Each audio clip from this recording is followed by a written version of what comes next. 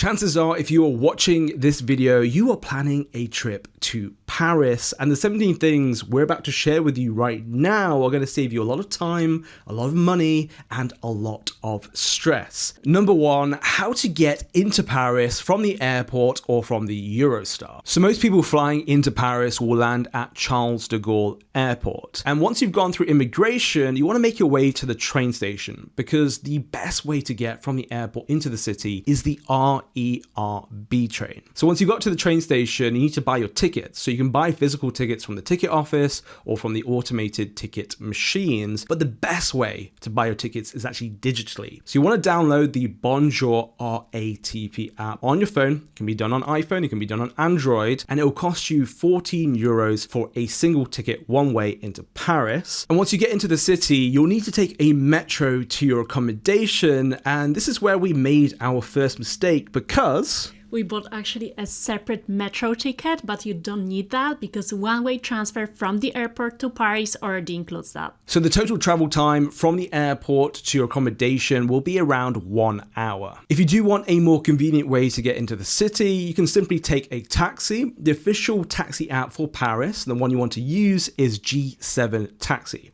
They have fixed rates from CDG Airport into Paris. So if you're going to the north side of the River Seine, I believe it's 56 euros. And then on the south side of the River Seine, it is 65 euros. So it is quite a bit more expensive than the RERB train. And it takes around 35 to 60 minutes. I imagine traffic in Paris is quite bad. So we still think the RERB train is the best. And Uber does work in Paris, so you can still use that, but G7 Taxi app is the best app. Now, some of you will arrive by the Eurostar, and you will arrive at the Gare du Nord station. It is very simple from there to get to your accommodation. You just simply have to take the metro, and you can buy your tickets on the Bonjour RATP app, which we're going to be talking about in the next point. Number two, how to take public transport in Paris. So the best way to get around Paris is by far using the metro, and this is going to be your main form of transportation when in Paris, but also this is the playground for the pickpockets, so just be aware of that. And later in this video, we're going to be talking about the best places to stay in Paris, because that's going to dictate how much walking you're going to be doing to attractions versus taking the metro. So it's really important to pick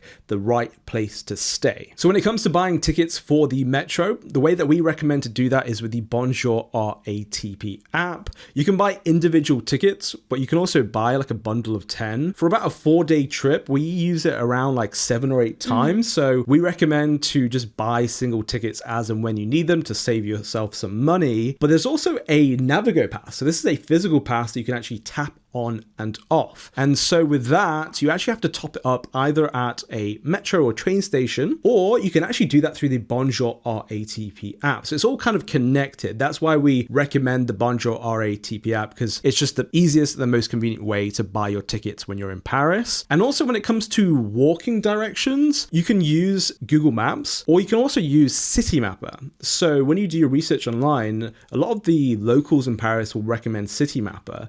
And this is the same case for when we're in London. We were using Citymapper in the past, but actually we started using Citymapper in Paris, but then by default we just ended up using Google Maps, and we had no issues. Yeah, we were just used to it. And it's the same in London. So have it downloaded, Citymapper, but also don't worry, because Google Maps I think is really good. Number three, you'll need an eSIM in Paris. So when you land in Paris, you'll want to have data on your phone so you're connected to the internet, because all of these apps we've just been talking about require an internet connection. And so when you're going from the airport into the city, it's going to be a lifesaver having connection to the internet, so you can use all these apps to actually get into Paris. And then when you're in Paris and you're doing all your touristing and you're walking to attractions, you're taking various metros, going from different stations, knowing which station exits to take, you're going to need internet.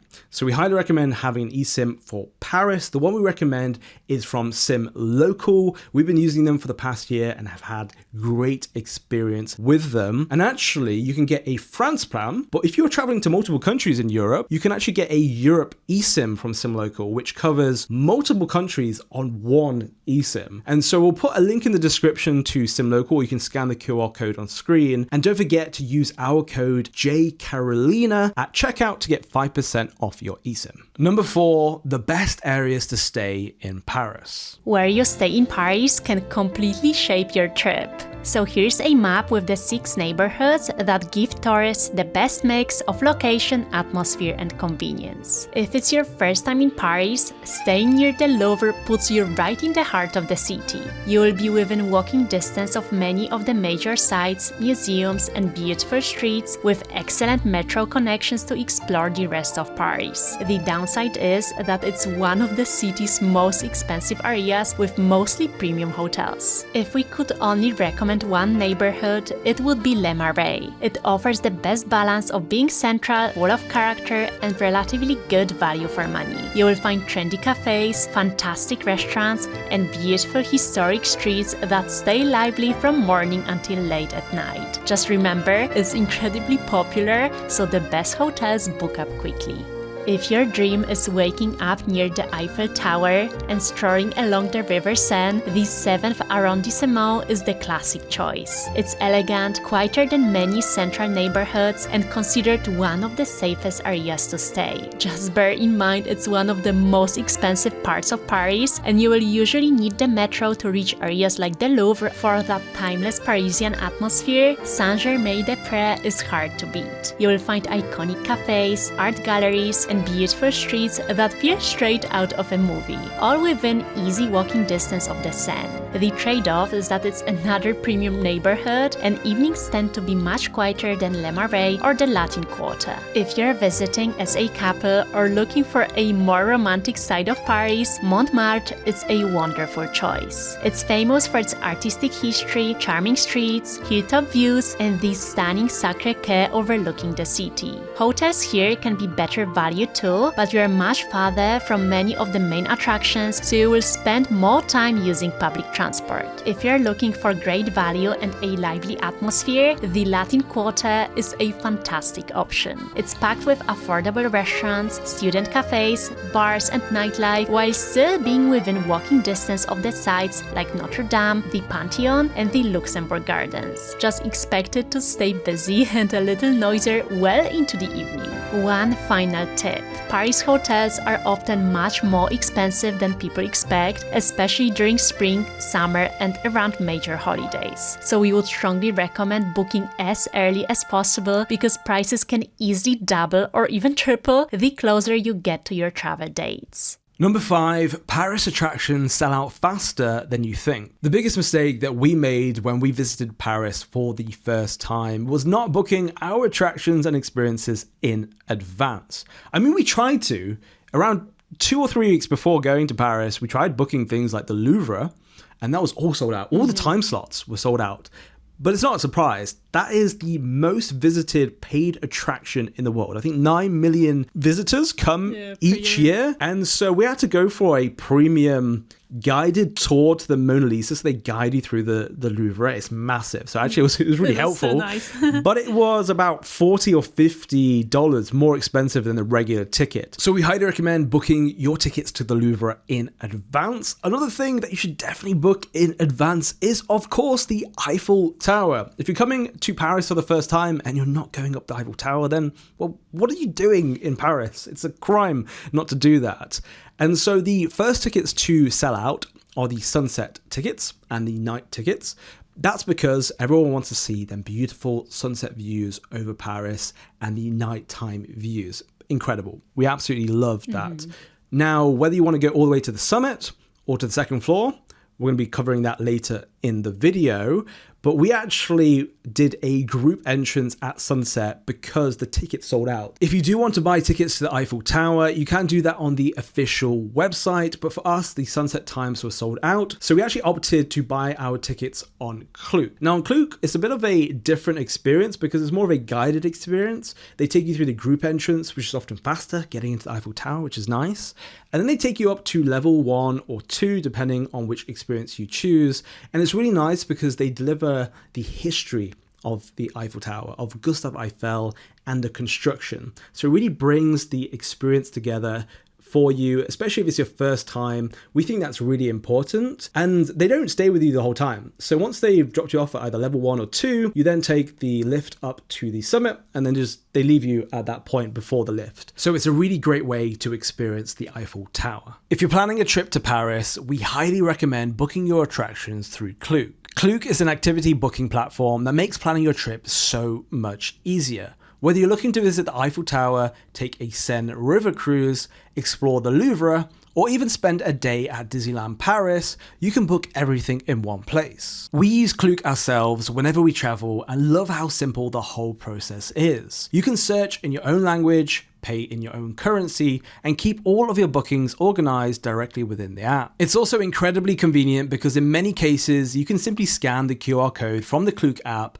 and head straight into the attraction without needing to print anything out. If you're currently planning your Paris trip, simply scan the QR code on screen or use the link in the description to browse Klook's Paris attractions and experiences. And if you do decide to book your activities and experiences through Klook, don't forget to use our code JCarolinaKlook to save money on your bookings. Thanks again to Klook for sponsoring this video. Number 6, attractions we regret not doing on our first time in Paris. Not doing a cruise along the River Seine was definitely something that we regretted not doing when we first came to Paris. To be able to experience Paris from the River Seine is an incredible feeling. You're cruising along the River Seine, and before you, all of these beautiful landmarks are coming into view. It's definitely something that I think is one of the best things to do, and I would say is underrated. So you've actually got two options here. Either you can book a sightseeing cruise experience, which is more of a budget option. It costs around $20, but what we actually did was the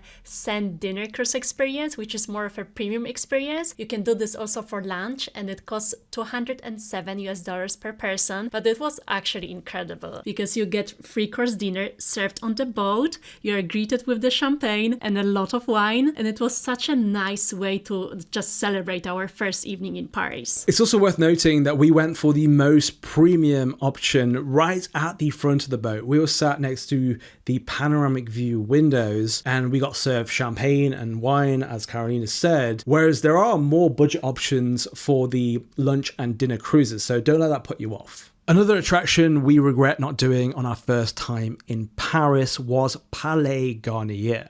Now, it wasn't because we intentionally skipped this attraction. It was actually because all of the tickets on their website were sold out, so we had no choice. Again, another reminder to book your attractions and your experiences in advance. But it's definitely worth visiting because as soon as you enter, you're greeted by a beautiful marble staircase. There's ornate balconies, there's chandeliers, and there's a lot of different rooms to explore, and everything just feels so grand. And you can even see the original stage, which was very breathtaking. It was probably one of the most beautiful opera houses I've ever been to in my life. It was like stepping back in time. You really felt like you were in the 1940s, 1950s. Yeah. It was so beautiful. One thing to note though, a lot of photo shoots happening. So I wish they actually banned taking photos. To be honest, I couldn't believe it because even if I'm a girl, I like a nice picture. There was a lot of girls like really full dressed up, hair done, makeup done, doing the poses for maybe not hours, but a lot of time. Too much of an Instagram kind of focus that people wanted the perfect picture, but actually just being able to walk around and appreciate it and actually take it in rather than worrying about how you look. Yeah. I think, like I said, they should ban photos inside of there because it does kind of distract from the experience. It impacts your experience. But again, it is so beautiful, so you can understand why people want to take photos inside of the opera house. Number 7, when is the best time to visit Paris? We recently just came back from our Paris trip. We went in early June and we thought this is going to be a great time to visit Paris before all the crowds come in for the peak summer season, which is around mid-June to August time. That's when a lot of people are planning their summer vacations to Paris. And what ended up happening was, whilst there wasn't that many people there in early June, a heat wave hit Europe, hit Paris, and it was so hot. It was honestly unbearable. over 30 degrees every single day, and it was even up to 40 degrees. And that's no fun, to be touristing around Paris, walking to all the attractions. You're just getting dehydrated all the time, and we're getting fed up with each other because that's what the heat does to you. And so we don't recommend coming during summertime if you can not come during that time, because one thing is heat waves can hit. Yeah. But also, because it's peak time, it is the most expensive time to come to Paris.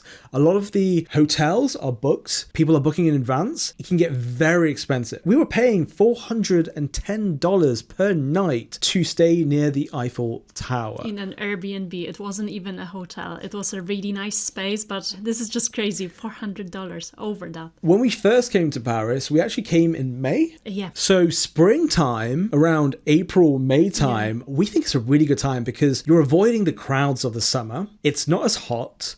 It's not as busy. So, things aren't booking out as far in advance as it would be during the summertime, and the availability of accommodation that's, value for money, I think is good. Yeah, and also people say that September and October are really good times because the temperature is also mild, there's less crowds, and actually it's really pleasant to be outside in France as well. And I think it's also worth mentioning that I think Christmas is a special time to come to Paris. I think Christmas markets, the Christmas the feeling, Christmas feeling in Paris would be incredible. Although Christmas itself and New Year's Eve, as far as I know, can get very expensive, especially the hotels and all of the attractions. So I think you're paying a premium to come to Paris, like during everywhere that time. really in Europe.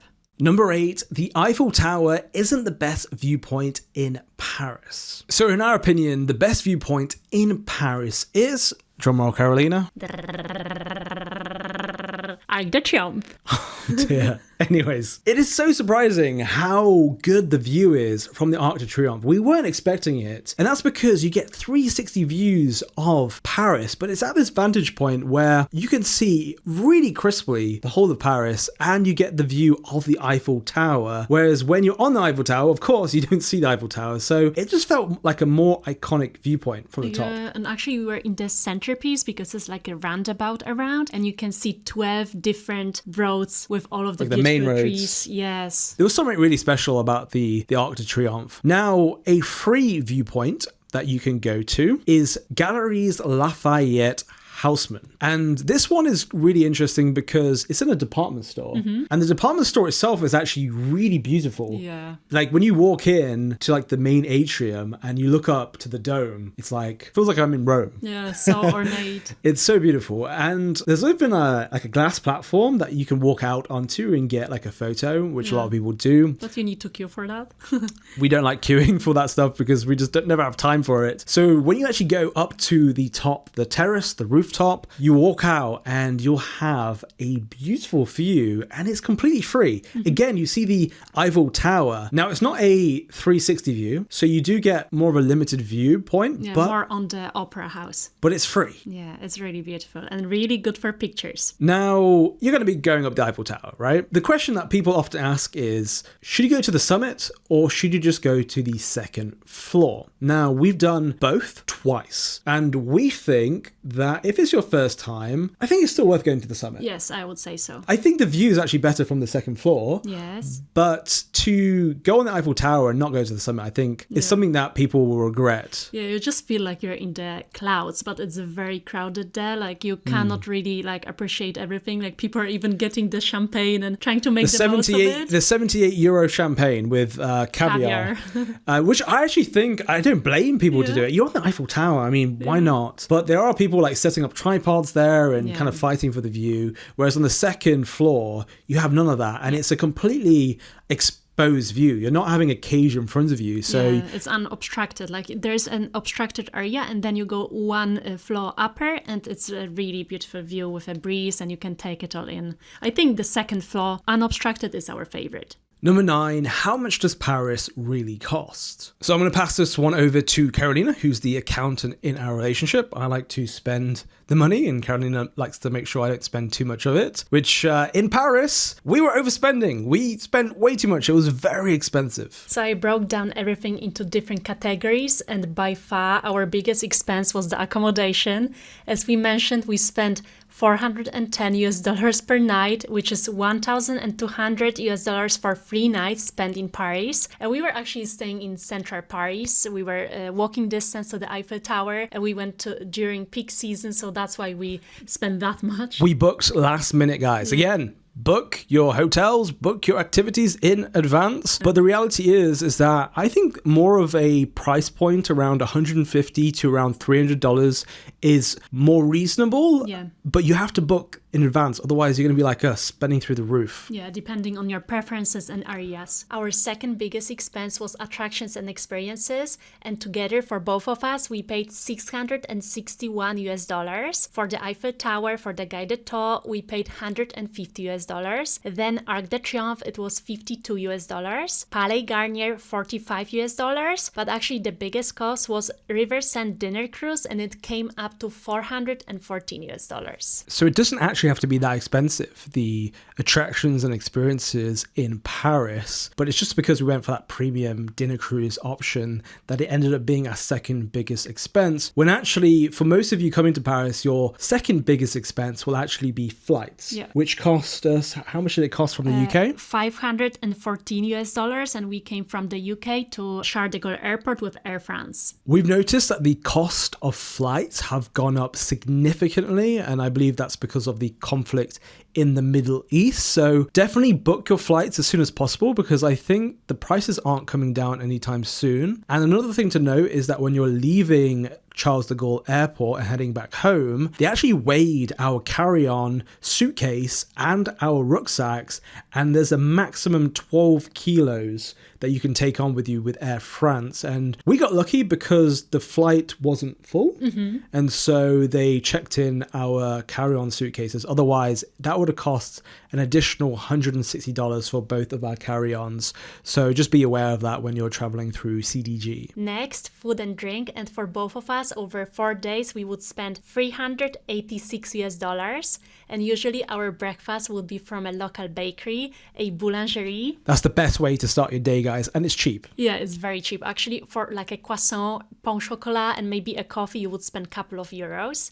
Then for lunch, we would eat at a local cafe or like a brasserie, and it would be also quite affordable. For a meal, it could be around 20 euros. There could be some offers. It's usually like a lunch menu, and the price isn't too expensive for lunchtime. It's much cheaper than dinner time. Yeah, dinner time. And also for dinner, you would go to like a proper restaurant, maybe have some wine and a couple of courses, which would be around maybe 30 to 40 euros easily. Total bill would usually come for 2 people around $70 to $80. Yeah. And you're eating well. So when it comes to transportation, this will be the thing that you spend the least amount of money on. And that's because public transport in Paris is relatively affordable. We spent $115 over 4 days. That included our airport transfers, multiple metros, and even a nice bike ride through the city. Number 10, watch out for tourist scams. So one of the most common scams in Paris is the bracelet scam. So usually it's an African guy will approach you and start a conversation. He'll be like, where are you from? He'll tell you where he's from. Then he'll pretend to essentially be your best friend and that he wants to give you a gift. And so he will place a bracelet either in your hands, or he'll actually try to put the bracelet onto you. And then once the bracelet's onto you, he'll then proceed to ask you for a few euros, when he's originally said that this is a free gift. So it's very deceptive, because once he's got the bracelet on you, he feels like he can get the money out of you. And so in that case, just avoid any kind of conversation with this person. Don't let them put a bracelet on you. Another scam is the petition scam. Now, this will usually be Romanian gypsies, and what they'll do is they'll approach you with a petition and they'll pretend that they're deaf. So they're not deaf, they are just trying to extort you for money, and they'll have a sheet with some signatures and some donation amounts, and often they are fake. So they've produced fake signatures and fake amounts. So they pressure you into thinking that this is a just cause. And then they'll also put the amounts in there so that you feel like you need to actually donate the same amount. And so again, very deceptive. These people aren't deaf. Do not entertain them. Another scam is the ball and cup scam. We saw this with our very eyes in Florence, and it was actually very shocking because usually it's Romanian gypsies who are working together as a team. So what they'll have is they'll have 3 cups and they'll have a ball that they're kind of switching between the cups to make people think, so make tourists think that you can find the ball under the cup. And if you place a bet and you find the ball, you're going to win money. But what their friends, the other Romanian gypsy friends, are doing is they're actually placing fake bets and they're pretending like they're winning. But when a tourist comes up and sees that, and then, oh, maybe I'll give it a go. Let's put 10 euros down. And then they'll find out that the odds are completely against them. There is no odds. Basically, the ball, you'll never find the ball because it's a scam. It's a complete con artist job. So do not entertain these people.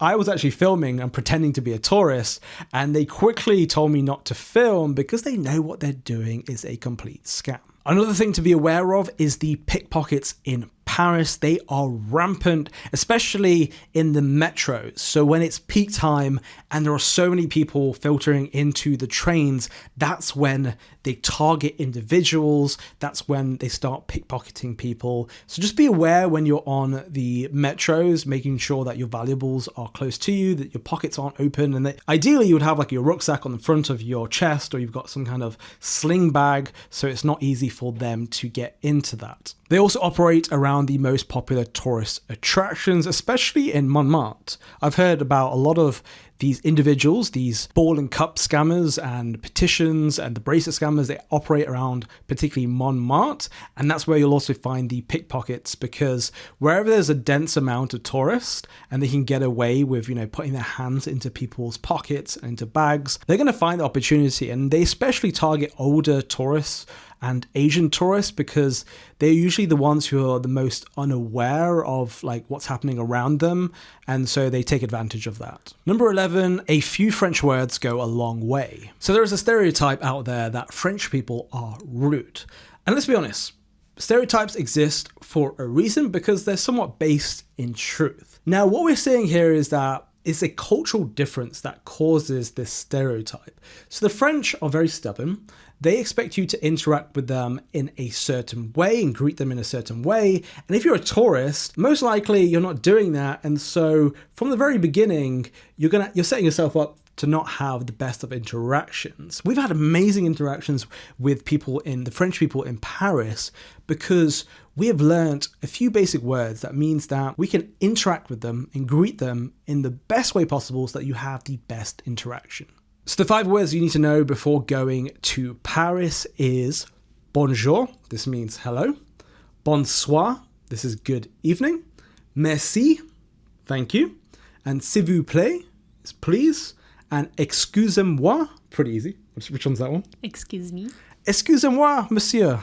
Something like that. Number 12, don't just buy your croissants anywhere. One thing we learned in Paris is that not every bakery actually makes its own bread and pastries fresh. Some simply bake off frozen products, so if you want the real thing, just avoid grabbing the first croissant you see near the main tourist attractions. Instead, look for the words artisan boulanger. It means the bakery prepares and bakes its products on site rather than simply reheating frozen pastries. And if you see a queue of locals outside, that's usually another very good sign. That's exactly how we ended up finding this lovely little bakery run by Lionel. We got chatting while he was pulling fresh baguettes straight out of the oven, and he even showed us a medal he had won for making one of the best butter croissants in Paris. The medal features a boat sailing along the River Seine, symbolizing that his bakery will never sink. It's a lovely Parisian tradition and an award that's considered a real badge of honor. Of course, you can't go wrong with a classic croissant, pain au chocolat, or a fresh baguette. But we would also encourage you to try whatever catches your eye. Honestly, one of our favorite little moments in Paris was simply picking up a few fresh pastries and having breakfast like the locals. And fair warning, once you've had a really good Parisian croissant, the ones back home just won't taste the same. Number 13, why you can't always eat when you want in Paris. Many restaurants in Paris aren't actually open the whole day. Usually the lunchtime is in between 12 and 2 p.m. Sometimes they open till 3 or 4, but then usually till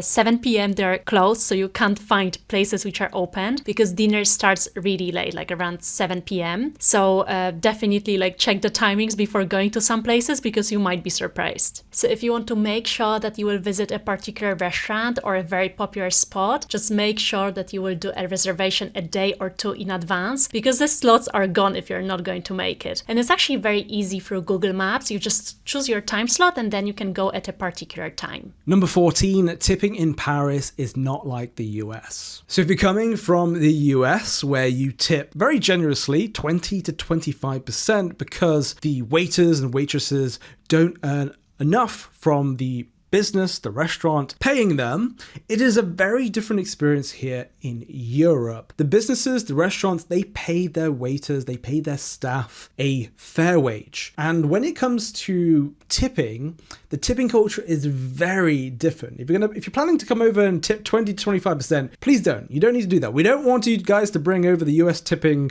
culture here to Europe because it's not needed. Instead, a lot of restaurants actually include service. So it's usually around like 10 to 15% depending on the restaurant. Some places don't even include service. And so feel free to, if you had a great experience with your waiter or waitress, to tip just a few euros. Just, a bit of change you can give. They're going to be really appreciative to that because they get paid well. They get paid a fair amount. And then on top of it, if you're giving them a few euros, they're going to be very happy. But tipping 20 to 25%, I mean, there's probably a reason why a lot of the waiters and waitresses love the US tourists, because they get a nice little, pay rise on the days that they're serving Americans. But the reality is that when we are going to restaurants, we're paying probably a 10% tip. And that's if you had a good experience. If you actually had a very average experience where they didn't really give you that much of a service, they're just serving you food, sometimes you don't even need to tip at all. There's many times where you just don't need to do that. And so don't feel the pressure to tip like you do in the US. Number 15, do you need cash in Paris? Actually, you do not need cash whatsoever in Paris. It is completely cashless. So on our first trip to Paris, I think we got out 50 euros just in case that we would need it. But the reality is that we never used it. And so on our most recent trip to Paris, we didn't withdraw any cash. We didn't even think about it. No. Everywhere took card and contactless payments. Even when you went to the public bathroom, you did have some euros lying around, 2 euros in your purse. It's not a surprise if you're living in Europe that you might have some euros lying around. And they actually had a contactless option at the public bathroom. So you don't need cash whatsoever. And actually, just outside the Louvre, there was a lot of people selling iced waters, obviously taking advantage of the heat wave. And I asked, can I pay with card?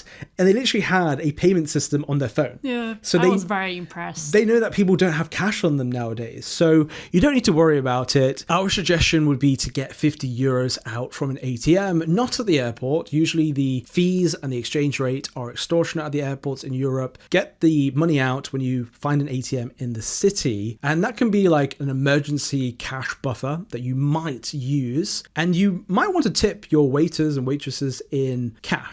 Some people like to do that, but you can just round up the bill to a number or add a few euros on if you wanted to them in that way. Number 16, the app that every tourist in Paris needs. So we are talking here about the Flash app. So imagine you're in a big city, you're traveling, sightseeing, you're getting thirsty, so you're drinking water. And then when you least expect it, you need a toilet. So this happened to me next to the Arc de Triomphe and I didn't really know what to do. So we looked at the app, like the Flash app, and it shows you the nearest toilets and they are either free or you would need to pay just a little amount of money. It actually shows you on the app which ones are paid and which ones are not. Yeah. And you can even see they'll have the option for McDonald's, which usually around Europe is a great place to go to the toilet. And actually it was really good because I had 2 euros on me, so I just used it for the entrance to the toilet, but you could even use your phone to just pay for it. And it was pretty clean and actually well kept, so I was very happy with it and it definitely saved me at that time. And finally, number 17, the biggest mistake first-time visitors make in Paris. We definitely made this mistake when we came to Paris for the very first time, and that is trying to do absolutely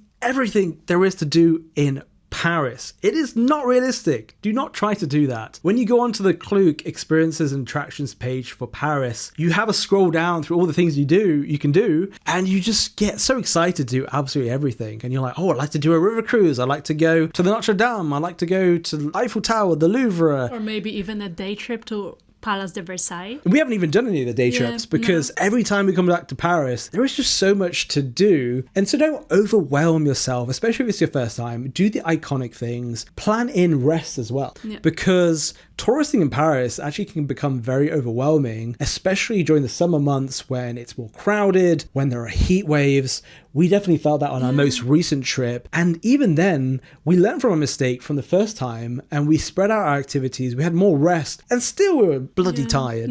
But I think also Paris is enjoyed when you are doing it slow. Like you can stroll through the beautiful streets, go for a coffee, go for a croissant, like have a champagne. Like you really need to feel it, like, and appreciate the architecture. Just being out in Paris and walking is enough. You don't need to be filling it with experiences and attractions all the time. There's something just so charming about walking through the streets of Paris. So that is our lasting words of wisdom. We hope you enjoyed this video. Don't forget to subscribe and we'll see you guys in the next video.